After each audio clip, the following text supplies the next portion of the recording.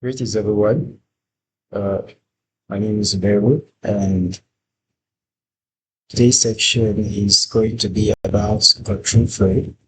So, today we'll be looking at how we could um, carry out some control processes using Python programming language. So, just as you know, control is based on having some certain condition and trying to make sure some operation works if those conditions are met. By this, you control some certain decisions and then some certain outcome based on how you set up your control and based on the requirement at every stage in your control. So we'll look at operators using control flow.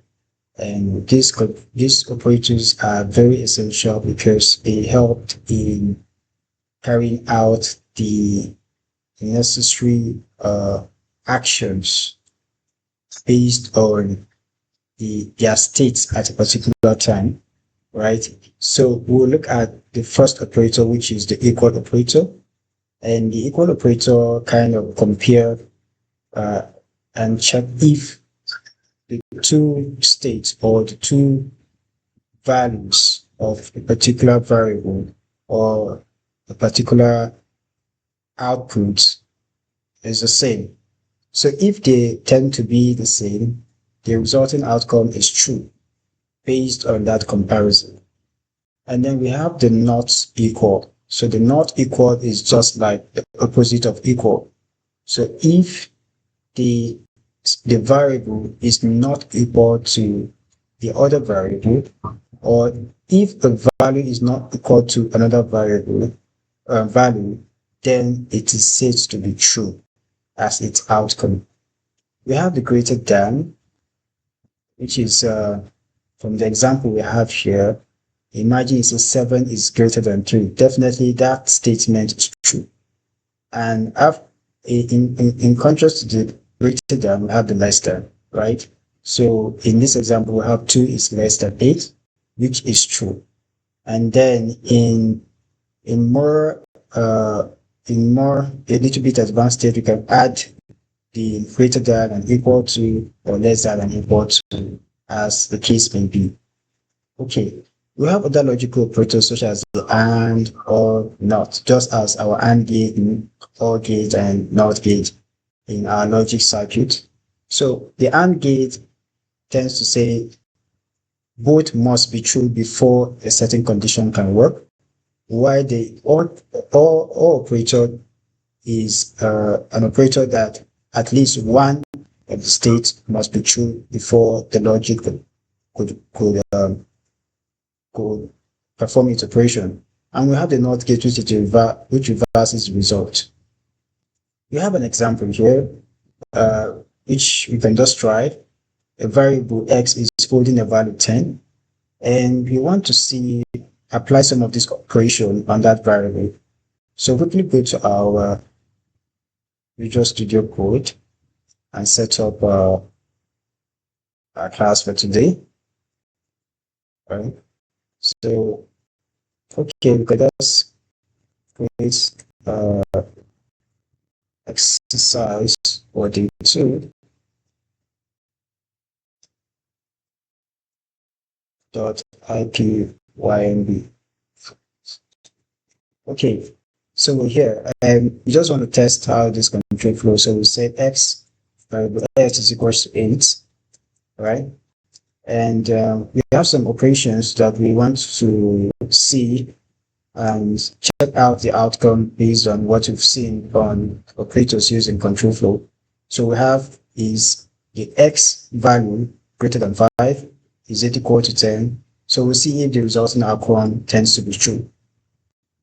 So we have x is greater than 5. Is x is a value in x greater than 5. So we want to print this value. We use a print function.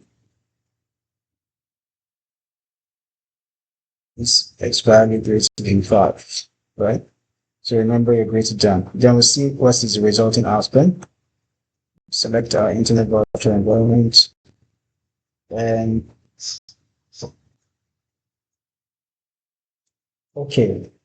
So while it runs, we could see that the resulting output is true.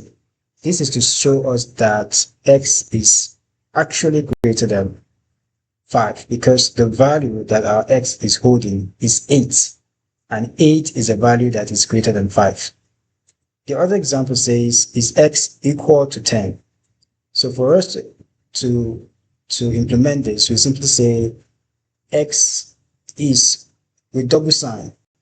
You have to take note that when you're using the equal operator for comparison, you use two double double equal sign. Okay, you use the equal sign in a double format. You can see we have two equal to this. This is a kind of a comparison operator. But when you use only one equal sign, this is an assignment operator. So you have to know the difference between the comparison operator and the assignment operator. So when you want to assign a value to a variable, you use the single equal operator. But when you're carrying out a comparison operation, you use a double equal operator. Yeah, double equal, yes, operator. So in this case, we are trying to compare the value in x with the value 8 and see if they are the same. So is the value in x same as what we want to compare, which is 8? And then we print this value using the print function inside the print function. Okay? So let's see if it checks out to be true. And it's true. That means actually the x value, which is 8, is equal to the 8 we're comparing it with. And this, the resulting outcome that we can see is true. And then we have, oh, okay, we could compare it with other values like let's make that value now to be much higher. So we'll just say 10 in this regard, and you can see the outcome is false. So we can then use the logical operator together with some of these operators we already have. So we could use a print statement, print, well, let's say x is greater than 5 and x is less than 10. So this is a statement we're trying to say, is x greater than 5 and is x less than 10? So we're trying to say the variable in x, is it actually greater than 5? And at the same time, is it less than 10? So this is just a logical expression now that I want to check the resulting outcome. To check the resulting outcome of this, we use the print function, right? So when we use the print function now, we see that definitely the resulting outcome is true. So here we use the AND logical operator to compare two logical expressions at the same time, right? So to see how helpful it is to just carry out some control decision or logical operations using these logical statements to get our resulting or desired outcome. So in a situation where this tends to be false, the resulting outcome will fail at that point and return the opposite of true, which is false. Okay, we can have more examples that you can explore and just try it out on your own and see how these operators work, and you could really assess the outcome of those operators. Okay, so the first major item we'll be looking at in our control flow is the if condition. If condition is one of the basic logical conditions that are used in most programming or scripts or languages, as the case may be. So the if condition is a condition that is used to make decision in a program, and it's allow Python to run some code only when the condition is true. Okay, so only mark the word only when a condition is true that operation can run. But if it is false, that operation won't run. Okay, take note of that. Then we have the syntax of the if condition. This is just the fundamental structure you need to understand. Whenever you want to execute an if condition, you must try as much as possible to follow this structure, this syntax. So the syntax is as this: you have your if statement, and then you have the condition. Here you define a condition here at this point, and then you, after the condition, you have a colon, right? You have a colon. When you hit enter, there is a space, some space or marginal space, right? Where you now add what action you want to perform, right? What action you want to perform. Now we could just take some examples here. All right, we just take some example here. We could say if x, or if we first declare our x value to be 5, then we said if statement, if x is greater than, let's say, if x is greater than or equal to 5, make sure you have space. Now you can see that my if statement, my if condition is here, and my if statement is here, and the condition is what I'm trying to define right now. Okay, so the condition at which this if statement will run, okay, the condition at which it will run is what I'm going to define. Now I said I've already set a variable 5, and if the value in that variable is greater than 2, for instance, okay. Now I now say print x is greater than or equal to 2. Now this is what I just want to define at this point. Okay, we're not using the else statement for now. Now let's see if this expression works perfectly. Now you see, yes, it worked out. I've defined the if statement with the condition that x is greater than or equal to 2.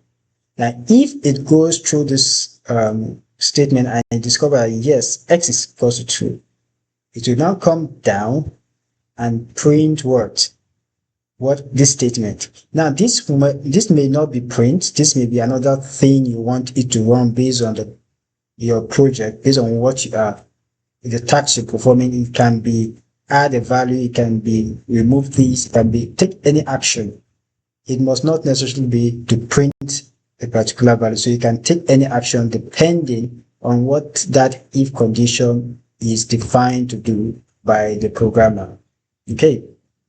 So you can see x is greater than or equal to 2 in this condition. Now, what if this condition happens not to meet up? Okay, let's say we use 10 here, and our 5 is less than 10. Let's see. So you can see that the program did not run because 5 is way less than 10. And at this point, the program fails to run. So remember when we say that it only runs when the condition is true. Now the condition is not true. The condition is false, and that is why the program failed to run. So that is that for the if condition with this simple syntax. Now what we're going to look at next is the if-else condition. Now the if-else condition is used for decision making in Python to allow the program to choose between two options. Now the option we have in the if condition is just one, which is just do this if this condition is true, else it will fail. But what if we have other options? Okay, you just like you want to go and get something outside. You try the first shop and you didn't get the item. You go to the next shop, you didn't get the item. You can go to the third shop and see if the item here, right? So also that is how the if else condition statement works. You can try the first option. If it works out, fine. Then it execute that code. But if it doesn't, okay, let's look for another alternative, the next option. You can have more than one options, right? So that you would execute what you want. And this is how you can make logical decisions in your program. So it allows the program to choose between two or more options, right? So you just have a simple syntax of the if else statement, right? So you have the general structure, you have the if condition, just as we have in the if condition, you have the condition, then the action you want to perform. Now, if the action cannot be executed due to the fact that the condition was not met at that time, it goes to the next line of code, which is the elif. Now, this is another condition that you're going to define. Now, if under that condition it failed to work, then you go to the next, which sometimes we look at it as the default settings, right? The default setting that if every condition fails, this should be the last bus stop. And then it runs the code and based on the default settings, right? We have a simple example here, which we call the grade calculator, right? You have a score and this can run at the back end of the exam logic, right? It can work in the back end of the exam logic. You have score to be equal to 75. Now, if score, you can see now that the first condition there is if. If score is greater than or equal to 90, now we can assign this grade that the grade of that mark is, or the score is A. Now, else in this condition, or elif for proper syntax usage, elif score is greater than or equal to 80, the grade will now become B. Elif greater than or equal to 70, the grade assigned will be C. Now, lastly, which we'll see as a default setting, if this person does not meet up to all these marks, right? Then lastly, that person must definitely fall in the category of F. That's the grade, the last grade, right? So anything below that shot below all this 90, 80 is F for that person. Now, this tends to reduce bias. Imagine somebody going through 100 scripts of paper trying to just put all these things together manually. He or she is prone to make errors or mistakes due to tiredness or stress. But with your system logic working at the background, it's just for a matter of you, it's just something that has to do with you imputing the scores and the system does the operation behind. So you can see now that with this control flow, the grading calculator could just automatically assign the grades to that individual without any form of bias. So take note that Python uses 4 spaces or tab to define code block, unlike other languages. So run indentation tends to have some error output, right? So we could just try this again in our environment and see how it works. So basically, we just go to our Visual Studio Code. For those that do not have access to your personal computer, you could just go to your Google Colab, which I've earlier explained how to use that in our Day 1 class. It is easy and more user-friendly for those who do not have access to personal computer. Now, when we have this our code here, and we run the code, okay, it will run as expected. That this person, based on the score he or she has, the grade assigned to that is C. And that is because the score is 75, right? So is the score greater than or equal to 70? Definitely the score is 75, so it is greater than the score, anything greater than this is given as C. So yes, it worked well as expected. Okay. So now we look at another loop we look at another condition statement, which is the for loop. A for loop, a for loop is a control flow statement used to execute a block of code repeatedly, right? Repeatedly based on a loop counter or the traversal of the data structure. Now, it is classified as a definite iteration statement because the number of execution is predetermined before the loop begins. Take note, the number of execution is predetermined before the loop begins. Now, this tells you that the number of iteration can be determined, can be known before you even begin your looping execution. Now, a for loop is a programming structure used to repeat a task for each item in a collection for a specific number of times. Now, we have the simple syntax of a for loop. We have the for, variable in sequence, code to repeat, right? Now, take note that you have variable here. You've already defined what a variable is. It's like a box, it's like a container that holds value, right? Now, in the for loop, we're going to see how this works out. It's like a messenger this time. It goes, it receives an information and gives it to the body of the for loop to carry out either an action that needs to be done. But we're going to see how it works. And this is just an example that we have a list. We've seen what a list is, and we said a list is like an array in Java, and a list has is order. That means it has a unique index. That means the index starts from 0 to the last item on the list. But you should know that your indexing starts from 0. So a list has index. It is immutable. That means you could change the item in a list, right? Now, having established this fact, right, and I want to get the item in my list. I want to get the items in the list. So I could carry out and I could get this item using the for loop by an operation known as the iteration process, right? So it goes to the loop, it gets inside the box, check the first item, pick it out, assign it to that variable, right? And then the variable receive it and drop it to the action part of the code. What needs to be done? Is it going to print what is inside the box? Or is it going to just carry out a further mathematical operation?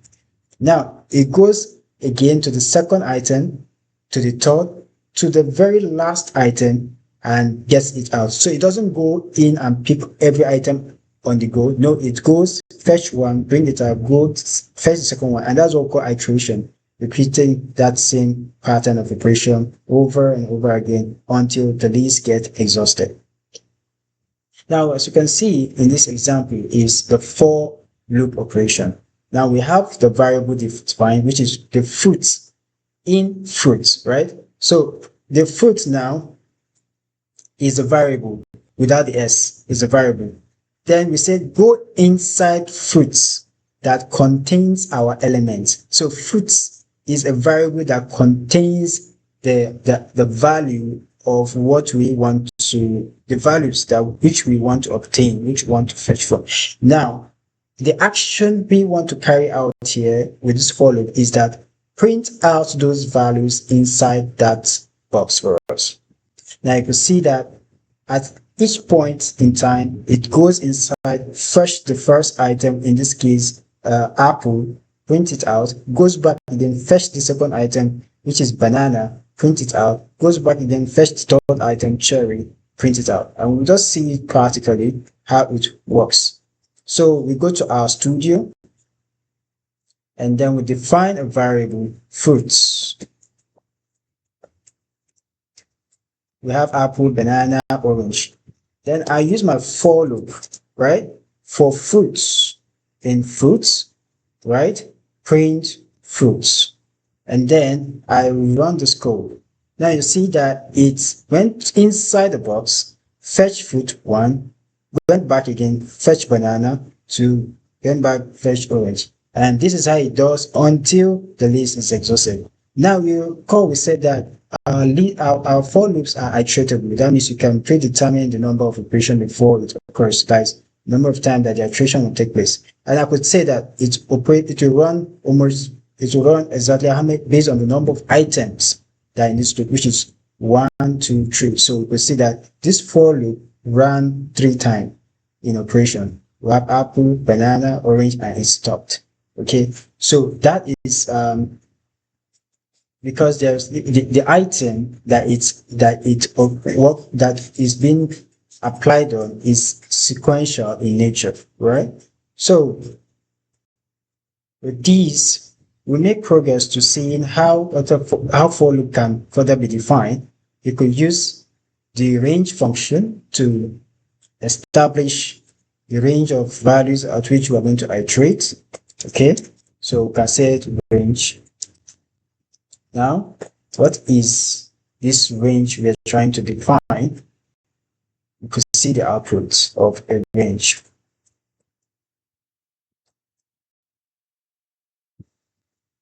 Now, in a range is trying to say from a particular number of points to a particular number of points. This is the limit at which you are going to operate. Okay, so when you have a range defined as just range and you have a value 5, right? That means the number of items in it is going to just be 5. We are declaring 5 values from a range from the initial index 0 to 4. Now you can see that we define a range 5, but our resulting output here stop at 4. That's because we have an index that starts with 0, and when you count them all the items together, we still have 5 values. Okay, so you could use a range, a list, and other functions to define your sequence in your for loop. Okay, so we have other examples. We could choose to enumerate and get index 2. If you want to get the index of a list item, just as we said, the index starts with 0. You will see when we apply the for loop at this time, and we use the enumerate function, you obtain the index value and the item in the list. For Ali has an index 0, Sarah has an index 1, John has an index 2. Now we have what we call the nested loop, that is loop inside a loop. You could have a loop inside another loop, that is a for loop inside and for loop. But one thing you should take note that your for loop, when you have a nested for loop, it's the inner loop works is being run is carries out its operation first before the outer for loop. So it's a nested, in that way is considered nested. So what the inner conditions is being executed before the outer conditions, as the case may be. Now we quickly look at while loop. More examples are in our exercises, the handbook that has been sent to the Google Workspace for you to explore and see how these logical operations work. And with this guide, you'll find it more easy to execute those codes. Now, what is a while loop? Now, it's just a normal statement. Okay, while the day is still bright, let's go to the market, right? Okay, while this is still there, let us do something. It's just a simple statement, and if you can relate it with this real world scenario event, you can just relate it to Python programming. That a while loop is used to repeat a block of code as long as condition remains true, right? So the simple syntax for a while loop is just this. You have to have an initialization, right? The initial state of things. Before it becomes afternoon, there was morning, right? Or before it becomes dark at night, there was afternoon. So you just need to define a state first, and then condition. So you now define the condition for which you want that operation to take place, and anything short of that, we escape out of that loop. So then after you define a condition, you need to define your action. But in this case, we're using print hello. This is just a simple action that we could execute. Then if eventually it fails, you escape your for loop. But take note that as long as this continues, this count is the that you initially that was initialized, so to say, will keep updating. So it could keep updating until that condition is no longer true. Okay, so it goes through this loop at first, and if it's discovered that the count is less than 3, it prints hello world. Then it goes back and add 1 to 0, which is 1. Then it comes back again, print hello world. It goes back and add 1 to 0, which is now 2. It comes back, compare, is less than 3. So whenever the count is now equal to 3, it escapes this loop because that condition is no longer possible. Okay, so this is the essence of that count, right? Adding 1 to count in after every word, after every loop, or after every loop have taken place, after each operation in the loop, after every sequence in the loop, it's add to the count variable. Now the basic while loop is this. We have it's the initialization, as we've already said, and then you have the condition that as long as count is less than 5, you should print count, and then you increase the count value, so you keep updating count, right? Now whenever count is greater than 5 or equal to 5, it escapes that loop completely, and then it gives you your required output. Now this can be used for even in engineering practice, especially when you're dealing with iterations, be it Newton-Raphson, Jacobi, and other numerical methods that you want to carry out some degree of iteration and to reduce the error in between, right? So if that error has been reduced based and you set that condition that this is the level of error you want to obtain at some certain iteration, and that level has been achieved, it escapes the loop and give you the final result. There you can see how you could just apply this in some engineering practices, and we can have this again in other real world application, and then other areas that you wish to apply them into. So in summary, a while loop that never becomes false runs forever, right? So that's what we call the infinite loop running. So you should try as much as possible to not to fall in this state by following the proper syntax as defined in this on this slide. But whenever you fall into that situation, you can just simply press your Ctrl or C to stop an infinite loop operation. Maybe due to poor prompting, which you're going to see how you prompt your AI tool and it gives you an infinite loop state. You could just you see your system your code keep running a particular for or while loop, okay, without any termination point. So you can just simply press the Ctrl C to escape from that in order to avoid your system crashing due to memory outage. Okay. Now we have this hands-on practice for you. You can just try it on your own and at your convenience to see how this while loop works. Now we are done with